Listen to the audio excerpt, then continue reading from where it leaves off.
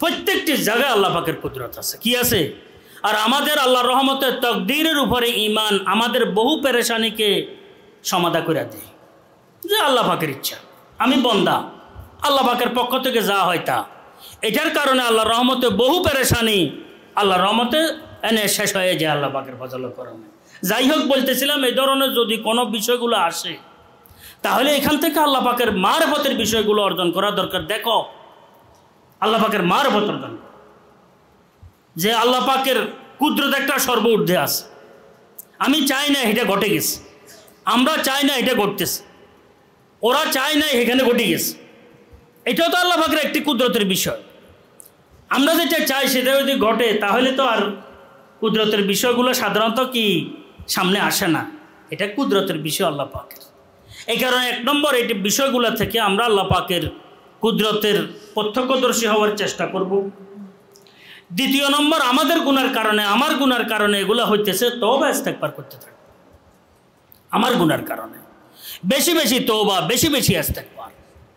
3 নম্বর, নেক আমল বাড়াই দিতে থাকা, নিজে নেক আমল বাড়াই দিতে থাকা, যেন আমার নেক আমল বাড়তে থাকে, বদামল কমতে থাকে, এই চেষ্টায় লেগে থাকা। 4 নম্বর, ঈমানের আমলের হেফাজতের চিন্তা চেতনা ভাবনা আমার মধ্যে যেন দ্বিগুণ বেড়ে যায়। কেউ থাকবে না, আমিও থাকবো না, যেন ঈমান হাত ছাড়া আমি না হই, ঈমান যেন আমার হাত ছাড়া না হয়, আকীদা যেন আমার হাত ছাড়া না হয়। এটা নিয়ে খুব চিন্তা করা দরকার, প্রতিজ্ঞা করা দরকার, দোয়া করা দরকার, চোখের পানি ফেলা দরকার। এরপরে আরেকটি নম্বর হচ্ছে সবার জন্য, দেশের জন্য, দশের জন্য, দোনো যে পক্ষের আছে, পক্ষ বিপক্ষের ঊর্ধ্বে থেকে সবার জন্য দোয়া করা। সবার জন্য কি করা? দোয়া করতে থাকা, আল্লাহর দরবারে দোয়া করতে থাকা। আল্লাহ সবাইকে তুমি হেফাজত করো, যাদের হায়াত শেষ হয়ে গেছে তাদেরকে ঈমানের সাথে যাওয়ার তৌফিক দান করো। এইভাবে দোয়া করতে থাকো। আর যে বিপদ, এই বিপদ আমাদের জন্য খুব খারাপ বিপদ, আমাদের রাষ্ট্রের জন্য, জাতির জন্য, দেশের জন্য, আমাদের জন্য, সবার জন্য এটা কি খারাপ। প্রত্যেকটি বিপদে খারাপ, ব্যক্তিগত বিপদে খারাপ, সামাজিক পারিবারিক বিপদ, এগুলো খারাপ আমাদের জন্য। বরদাস্ত করার মতো তৌফিক আমাদের কি নাই। এই কারণে আল্লাহ পাকের দরবারে সবার জন্য দোয়া করতে থাকা, ইসালে সওয়াব করতে থাকা, সবাই এই বিপদ থেকে যেন আল্লাহ আমাদেরকে উদ্ধার করে দোয়া করতে থাকা। হযরত সাইয়্যিদুত তায়েফা হাজী আমদাদুল্লাহ মুহাজিরে মাক্কি রহমতুল্লাহ বলছেন, এ আল্লাহ, আমরা দুর্বল,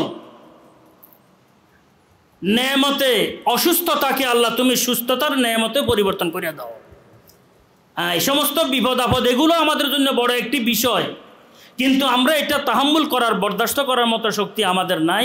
মাওলাই করিম আমাদের এই অসুস্থতা, অস্বস্তি, অশান্তি, এই যে এটাও যে একটা আমাদের জন্য বড় বিষয়, এটাকে মাওলা তুমি এনে সুস্বাস্থ্যের, সুপরিবেশের, এনে সুন্দর কি নিয়ম শৃঙ্খলার, এনে মানবতার, এনে ইনসাফ ও আদলের এই দ্বারায় পরিবর্তন করে দাও।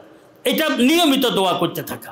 কথাবার্তা, গীবত শেখায়, অতিরিক্ত মিথ্যা প্রচার প্রচারণা, এগুলো থেকে নিজেকে বিরত রাখা, শোনা থেকেও বিরত রাখা, দেখা থেকেও বিরত রাখা, বলা থেকেও বিরত রাখা।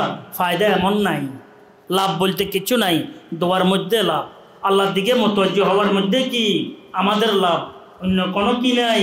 যত রকমের আলোচনা সমালোচনা করব, বহু রকমের মিথ্যা অপবাদ, বহু রকমের অতিরিক্ত অতিরঞ্জিত বিষয়গুলো সামনে আসতে থাকবে, তাহলে আরেকটি কি গুনাহ আমার হয়ে যাবে, আরেকটি অপরাধের সাথে আমি সম্পৃক্ত হয়ে যাব।